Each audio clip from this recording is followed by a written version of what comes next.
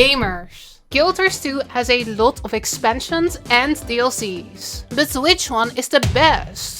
Today we are ranking all the Guild Warses to figure out the bestest of Guild Warses. We're ranking all the expansions, but we're also including the Living World seasons. Mostly because I just really want to talk about how good Season 4 is. This list will be purely based on my personal enjoyment. There is no point system, no consistency, and most of all, no refunds. You're not getting your $0 back that you paid to watch this video. It's all based on vibes. And if you disagree, you're wrong. Nah, that's okay. I would love to see your list down in the comments below or in my Discord server. Let's dive in and let's get ranking. We're starting off with the base game, Guild Wars 2. But Lara, that's not even an expansion. I don't care, no refunds. The base game is where it all began. 5 playable races, a branching storyline, 8 dungeons and 25 explorable maps. The base game was absolutely massive. But you can definitely tell that the Guild Wars 2 formula wasn't quite perfected yet. Guild Wars 2 expansion maps are usually very dense. They're chock full of achievements, events, adventures, but in comparison, the base game maps are just kinda empty. With 25 playable maps, there is definitely a quantity over quality approach here. And it's difficult to tell the difference between the 80 million generic caves. There is also a lot of, flock to me! Rawr! Matriarch take you! But this massive world also has its charms. Corteria feels incredibly immersive. It's less like a super busy theme park with stuff going on everywhere, and it's more like a real world where characters actually live. It also feels amazing when you find a cool hidden secret, and there are a lot of those. And also, you can throw snowballs at children. So in the end, I actually always really enjoy revisiting Corteria. The base game story, I have a bit more issues with. The personal story has a ton of different branches, which means that everyone kinda gets their own story. I love the concept, but there's a lot of different instances, and because of this they can feel a bit generic and not very memorable. And then the final boss looks incredible, but the gameplay is less incredible.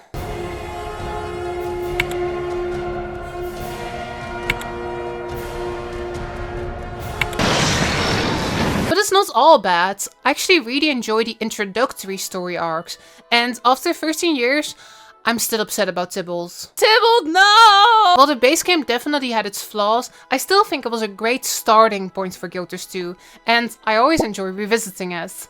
A tier. Up next is Living World Season 1, the follow-up patches to the base game. This patch season had a really unique concept. It was supposed to be a bit like a TV show, where every 2 weeks something new would be happening in the worlds. Storylines would progress, new dungeons would pop up, and then 2 weeks later, it would all go away. Wait, what? Yes, Season 1 was a bit like a TV show, but before streaming, and your VCR machine would break down just as a new episode was coming on. There were no reruns. It was a super unique concept, but if you missed just one part, there was no way to replay it ever. Hey look, there is a super cool new dungeon with an epic boss fight at the end. Too bad, it's gone now. A couple years ago, ArenaNet finally brought back Season 1 as a replayable story chapter. Thank God. It was actually a lot better than I remember. I think it works a lot better when you're not just missing random parts all the time. Who would have thought? Well, I wasn't super impressed by Season 1's story. It was where we met a lot of our longtime cast members for the first time. And also the finale was genuinely epic. Season 1 mostly consists of just story, so it doesn't have as much meat to it as some of the expansions and seasons we're talking about later. Fortunately, it is entirely free to play. Overall, I would rate it slightly lower than the base game.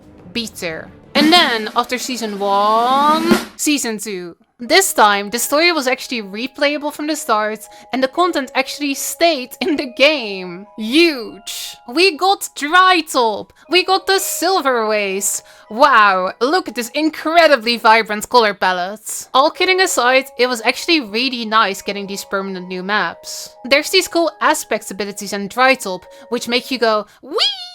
And there's also an incredible super long jumping puzzle in the Silver Wastes. This is when the developers first started experimenting with map-wise meta events. And while the formula wasn't quite perfected yet, I spent way too much time farming in the Silver Wastes. It was definitely the most replayable Guild Wars 2 map so far. I also enjoyed Season 2's story more than Season 1's. It didn't blow my mind just yet, but quality was steadily going up. I loved the Dermot Priory library, and the finale was like so dark. Season 2 really felt like the prologue to Heart of Thorns, and I think it did a good job at it.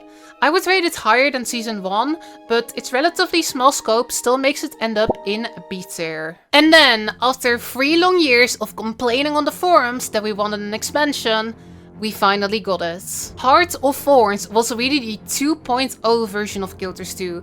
It introduced like so many features. Elite specializations, masteries, guild halls, a new world versus world map, a new PvP game mode, which everyone forgot about. Awesome raids, a new class. Heart of Thorns established the formula for Guild Wars 2 expansions, and it really turned the game upside down. Just like how exploring Tangled Depths makes you feel upside down. This expansion was truly epic. I loved navigating the jungle, learning the raids, and running the meta events. The meta events were so replayable that even today, like 11 years later, I still run them almost daily. Verdant's Brink, Octavine, Chalk Garant.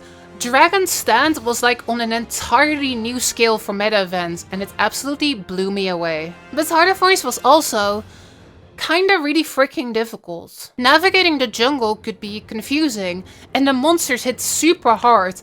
Gosh, those pocket raptors really weren't messing around. We also just weren't very used to hard content. Nothing in the base game really hit that hard, so we all ran super squishy berserker gear and pretty much nobody ran healer. Our first steps in the jungle were a true bloodbath.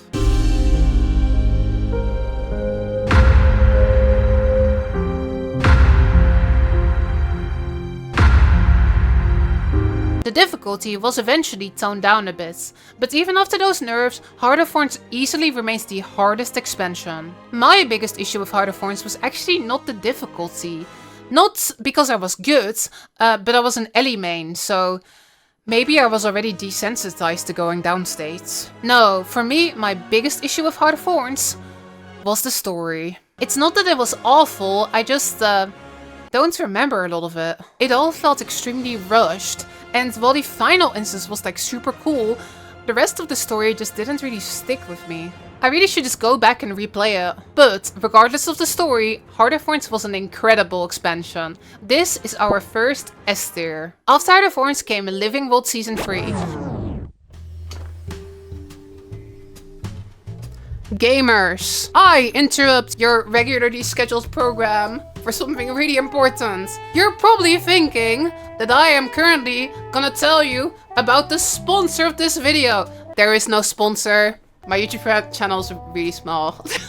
It is about me making money though. It is about that. The new Guild Wars 2 expansion is being announced literally next week. And as you're watching this video, it's probably a couple days away. And I wanted to let you know that if you want to support my YouTube channel and make sure that I can eat food, there is an amazing way of doing that. I need like the wow sound effect. I'll edit that in. we'll edit that in. Because I have an affiliate link. Affiliate link. And if you use this affiliate link when purchasing Guild Wars 2 expansions, I get money! If you are going to pre-order the new Guild Wars 2 expansion next week, please consider using my affiliate link. One note is you cannot use my affiliate link if you are on Steam or on the Epic Store. But if you are on the guildwars2.com account version, then you can use my affiliate link. You just click it and then you buy the expansion like normal, and it costs the same amount of money, but I get a little financial kickback, and I really appreciate that. If you're using it, thank you so much. I really appreciate it. And also a big shout out to Renet for giving me the affiliate link because it's really, really helpful. And now, back to the video. After Heart of Thorns came Living World Season 3, and to me, this felt like a huge step forward. Every episode now had its own map, and we went to loads of awesome places all over Tyria. Places like Bloodstone Fen, Ember Bay, and Lake Doric. There were awesome new fractals, new raids, and new legendaries. And for me, this season really was the moment where I got super into Guild Wars 2's story. Guild Wars 1 mysteries were finally getting payoffs. There were awesome plot twists, and we got to meet Irene for the first time. I love her like so much. Season 3 was an awesome experience, and I've played every patch a ton. The one issue with Season 3 is that it's not very replayable. The maps were pretty small, and while they had some cool events, they didn't have something on the scale of those epic Heart of Thorns metas. Unfortunately, this meant that after my first playthrough, and after doing most of the achievements, I haven't really been back there much. But still, I enjoyed Season 3A a lot. It goes into A tier, above the base game. And then came Path of Fire. Cute raptor, cute bunny, cute floaty manta ray thing, cute doggo. Wow, I love all of these mounts. I just wish that maybe there was like a flying cute secret griffin out of nowhere. As you can probably tell, Path of Fire was all about the mounts. And I still think that Path of Fire's mounts are one of the best expansion features ever. I loved my playthrough of Path of Fire. Unlocking all the mounts, leveling them up, the maps were gorgeous and massive, and I thought the story was the best Guild Wars 2 story so far. I loved the elite specs. I loved going for these super secret griffin mounts. On my first playthrough, I actually liked Path of Fire more than Heart of Thorns. But then, a couple weeks after launch, I just kinda went back to playing Heart of Thorns. To me, the Path of Fire maps just weren't as replayable as the Heart of Thorns ones. The metas got repetitive a lot faster, and at launch their rewards were kind of awful. I also missed having long-term goals to go for. Heart of Thorns had the legendary armor and also legendary weapons, but Path of Fire had nothing at launch and eventually got Coalescence? You could also make Heart of Thorns weapons in Path of Fire, but the Heart of Thorns route was faster, so most people just did that one. I think that that's Path of Fire's biggest flaw. I still really like the expansion though, so for me it ends up in A tier. Fortunately, the next piece of content was a lot more replayable. Oh my gosh, I love Season 4. Living World Season 4 once again added loads of open world maps, but this time the maps were a bit bigger and they also had really good meta events. Metas like Palawadan, Dragonfall and the Death-Branded Shatterer. Also there was Gandara. That one wasn't as good. But still, this was exactly what we were missing in Path of Fire, and it felt amazing getting this stuff in Season 4. Season 4's story was amazing, with likable characters, super interesting villains, and epic cutscenes. There were even 2 new mounts, the Roller Beetle and the Sky Scale, and we once again got lots of new raids and lots of new fractals. Many people say that Season 4 was the peak of Guild Wars 2, and I honestly totally understand why. I think you could argue that Season 4 needs to be at the top of this list, but for me, Heart of Thorns still wins because of its features. Still though, it's going into S tier. And then it must have been time for another expansion, right? No. We got another season of Living Worlds, the Icebrood Saga. And honestly, it gets a bit of a bad rap. The Icebrood Saga came out right after Season 4, but at this point a lot of players were kind of expecting an expansion instead. In my opinion, the Icebrood Saga was actually really good at the start, but the fact that it wasn't an expansion really soured the community's opinion. And it really was quite good at the start. We got 3 fantastic maps with really good events. Stuff like the Metal Legion concert, the car, and the map-wide assault of Drizzlewood Coast. The story was like super interesting and also kinda creepy. Icebrood Saga also introduced strike missions for the first time, and these Icebrood Saga strikes are to this day some of the most actively played pieces of instance content. They are very easy, which makes them a great introduction to 10-man boss fights, but the hardcore raid scene was looking for a challenge, so they were understandably not amused. In retrospect, I would totally put the first half of the Icebrood Saga into A tier, but unfortunately the second half was really not quite as good. The second half just felt a lot more low budget. It really felt as if most of the studio had moved on to working on the next expansion instead. We didn't get any more maps, but instead we got these dragon response missions. These were basically replayable story instances, and while I love the concept of that, they got repetitive quite fast and they were also very buggy. I think working on an expansion was probably the right call, but it does leave Icebrood Saga in a weird spot where the first half is amazing and the second half is not. And because of that, I'm putting the Icebrood Saga at the top of B tier. And then, after a long wait, End of Dragons. It is no secret that I love this expansion. Sure, fishing, skiffs and the Jade Pot aren't quite as mind-blowing as the Heart of Thorns or Path of Fire features, but the content in this expansion was like, so good. These are some of my favorite maps in the game, and after 3 years I'm still running the meta events almost daily. In fact, I think Dragon's End is easily the best meta event in the whole game. It is just so incredibly epic. And the music! Gosh, the music.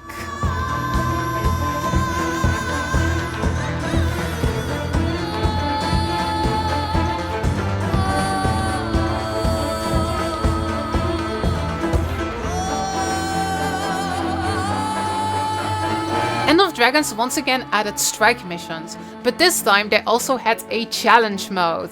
And those challenge modes really gave the hardcore scene the challenge that they were looking for. Harvest Temple challenge mode was the hardest fight in the game yet.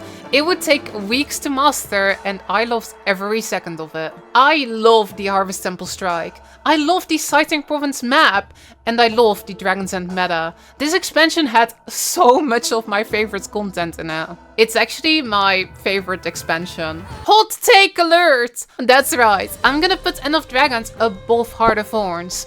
If I'm trying to be objective, I think Heart of Thorns is probably the better expansion. But End of Dragons is just my favorite to actually play. I'm sure that some people are scrolling to the comment section right now to tell me that I'm wrong. And honestly, they're not even wrong. I'm wrong. No refunds. I will totally admit that the Giala Delft patches were not quite as good. Gosh, especially the tunnel was rough. But to me, that cannot take away from the fact that I adore this expansion. S tier. And then 2023. I'm sure most of you know at this point, but this is when ArenaNet switched to their new content release model. Living World was gone, and instead there would be a new expansion every year that included a couple of patches. The first of these yearly expansions was Secrets of the Obscure, also known as Sodo. Sodo doesn't really have the best reputation within the fandom, and I can totally see why. The Sodo patches try to tell this epic war story in a really short runtime, and it ends up feeling like the most rushed story arc ever. That patch story didn't do it for me, but I will say that there were many things that I liked a lot about this expansion. I really enjoyed the launch story, and also really liked the Skywatch and Nio's metas. Unfortunately, Omnitask gets repetitive quite fast. Secrets of the Obscure also lifted the restriction of weapons being bound to elite specializations. This opened up a ton of buildcraft options. The patches also gave every class a new playable weapon, and while not all of them were hits, Engineer Shortbow, some of them totally became fan favorites. The expansion also added rift hunting, open world legendary armor and convergences. It also added instance content.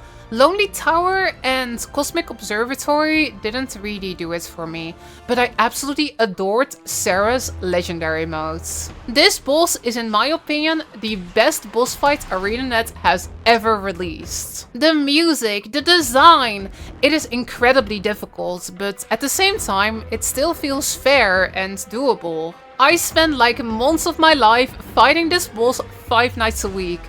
And wow, finally getting that kill, it felt incredible. I totally get that not everybody enjoys super hard content like this, but to me, Sarah's legendary mode was the highlight of the expansion, and it really makes me think of Sodo more fondly. So all in all, I'm gonna put Sodo into B tier, right above the Icebrood Saga. This expansion was not perfect, but I certainly played the shit out of it.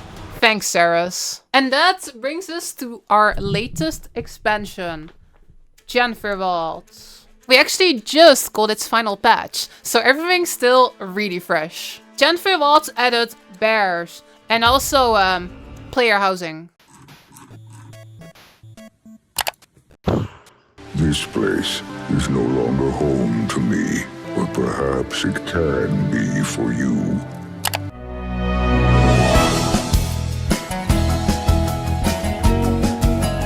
all kidding aside, I really liked this expansion. It just added a bunch of features that I personally cared about. There were new playable weapons in the form of land spears. Raids finally made a return, and we also got the aforementioned player housing. Gosh, the housing was huge for me. I spent so much time decorating my homestead and also visiting other people's homesteads. As a streamer, visiting people's homesteads has been so much fun. There are still things about player housing that I would like to see improved. I would really like to be able to access the world map from my homestead. And also, I would really like to see a way that I can let people visit my homestead while I am offline. If I make a cool jumping puzzle or something, I want people to be able to play it without me having to invite them. But gosh, I adore this feature. The building tools are just like so good. Look at some of the stuff people have made.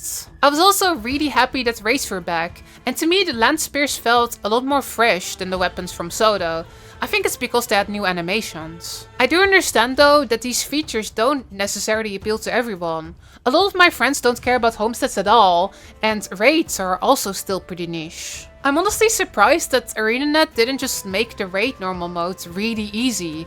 Instead, Greer normal mode is probably a little bit too hard for most players. I think they really should have just saved the challenge for challenge mode and made normal mode super accessible. But oh well, I personally had a lot of fun with the raids. Lowland Shore is probably my favorite map in the whole game. The events are just super unique. I like the system where you level up the hearts, and I also love the fight with the Bog Queen. The later maps didn't quite hit that same bar, but I still really like the spooky vibes, and I revisited them a lot more than the Sodo maps. The story was paced a bit slower, with a lot more talking and a lot more time to get to know the characters. This is once again one of those things that's kinda subjective.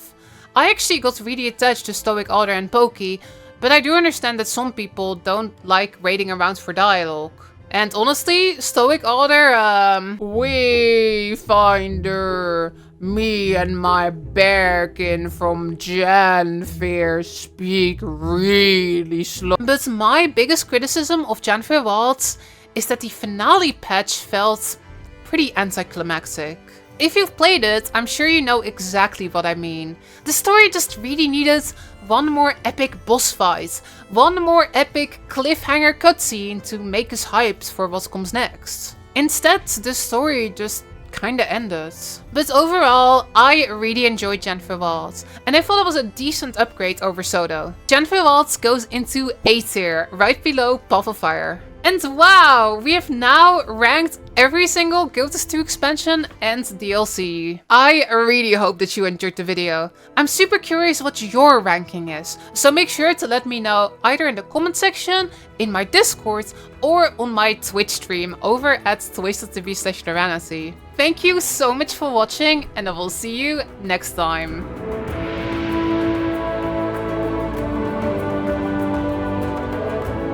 Me and my bearkin really think that you should subscribe to Loranity's YouTube channel.